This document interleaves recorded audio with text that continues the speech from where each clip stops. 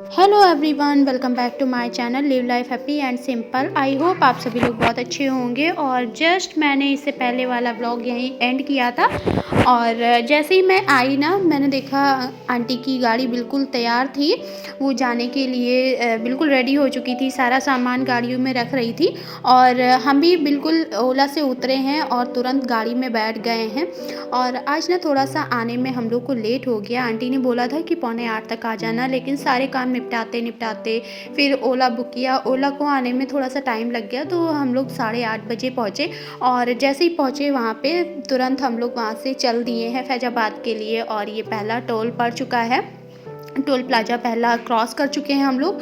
और यहाँ तक का सफ़र काफ़ी आसानी से कट गया। मतलब कई लोग थे, 4-5 लोग थे टोटल, मैं, मेरे हस्बैंड, अंकल, आंटी और उनकी बहू।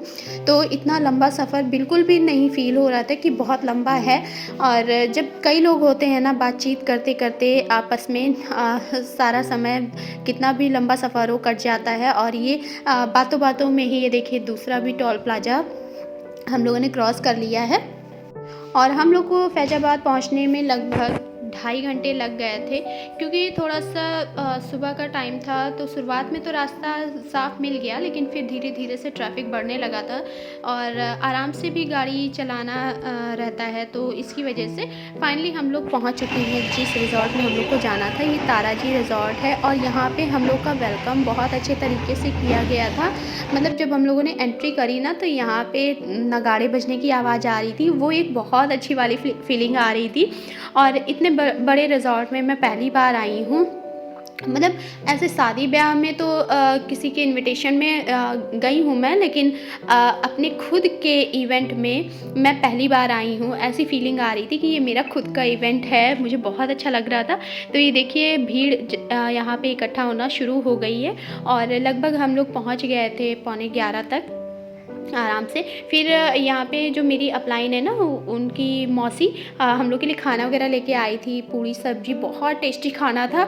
मतलब एक तो हम लोग बिल्कुल सुबह ही चले थे, वैसे तो हम लोगों ने चाय पराठा खाया था, लेकिन फिर भी 3-4 घंटे हो चुके थे वहाँ जाते जाते, काफ़ी टाइम हो गया था, भूख भी लग गई थी। लेकिन जब वो गरम गरम खाना मिला ना, तो हम लोगों ने बहुत चाव से और मज़े ले ले के खाए। उसके बाद फिर यहाँ पर एंट्री शुरू हो गई थी।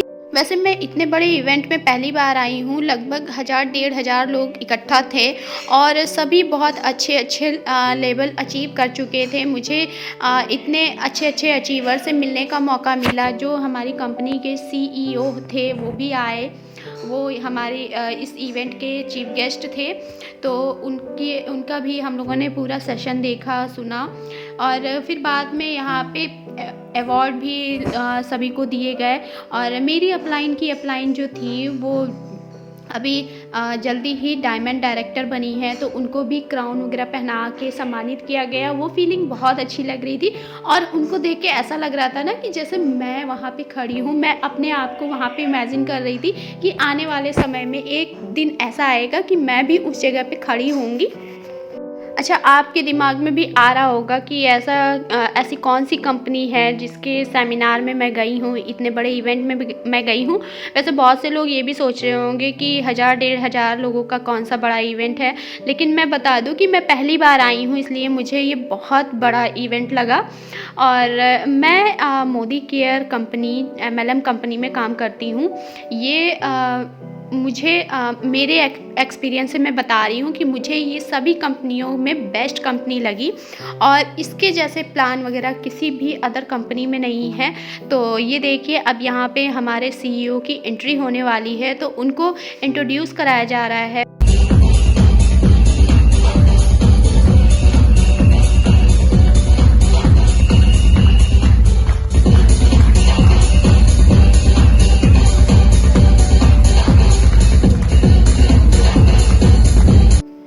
कंपनी के सीईओ से मिलके बहुत अच्छी वाली फीलिंग आ रही थी, बहुत प्राउड फील हो रहा था कि मुझे इस कंपनी को ज्वाइन किए बहुत लंबा टाइम नहीं हो रहा है, मैंने बहुत जल्दी ही ये ज्वाइन किया है। लेकिन इतनी जल्दी मुझे कंपनी के सीईओ से मिलने का मौका मिला, ये मेरे लिए बहुत बड़ी बात थी।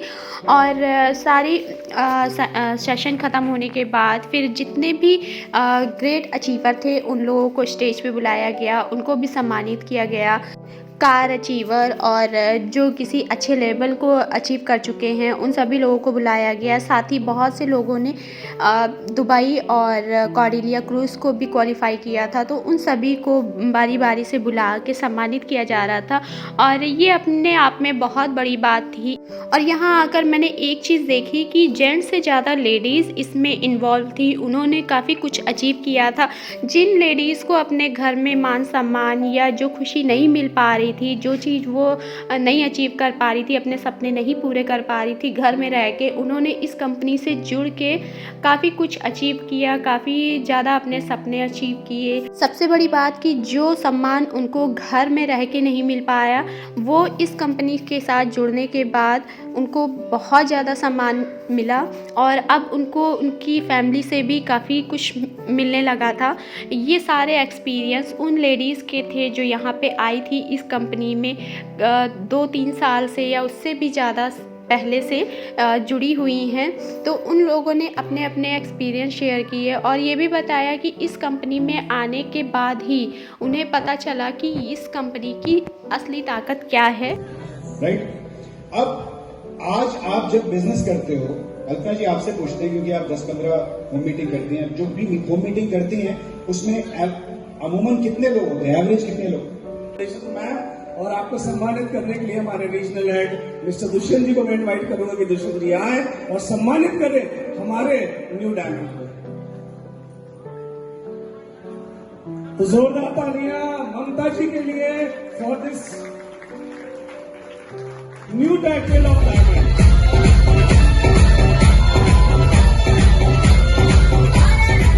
तो यही वो मैम है जिनका नाम है ममता अग्रवाल और ये डायमंड डायरेक्टर अभी लास्ट मंथ दिसंबर में बनी है और इन्हें आज इतने बड़े मंच पे सम्मानित किया गया, ये उनके लिए भी और हमारे लिए भी बहुत गर्व की बात थी।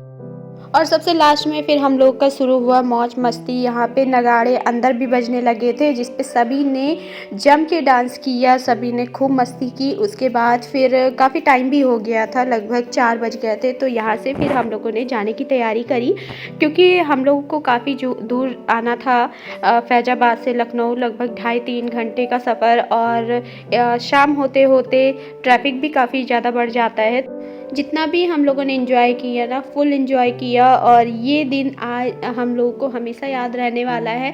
और वैसे तो अभी मेरा शुरुआत था इसलिए ये मेरे लिए पहला इवेंट है। आगे भी इसी तरह से मैं इवेंट में शामिल होती रहूँगी और अपने एक्सपीरियंस आप लोगों के साथ शेयर करती रहूँगी। तो चलिए फिर अभी मैं चलती हूँ घर के लिए क्योंकि मेरे बच्चे भी वेट कर रहे होंगे। वैसे मैंने मम्मी को 2-3 बार कॉल करके पता कर लिया है, बच्चे बहुत अच्छे से वहाँ पे है, कोई भी परेशान नहीं करे। और सुप तो घर पे इतना मुझे तंग करता है। हाँ, वो कोई वैसी शरारत नहीं करता है कि काम बिगाड़े या कुछ, लेकिन हाँ इतना वो चंचल स्वभाव का है ना कि हर वक्त मम्मा मम्मा करके कुछ ना कुछ मुझे बताने की कोशिश करता है या शिकायतें करता है।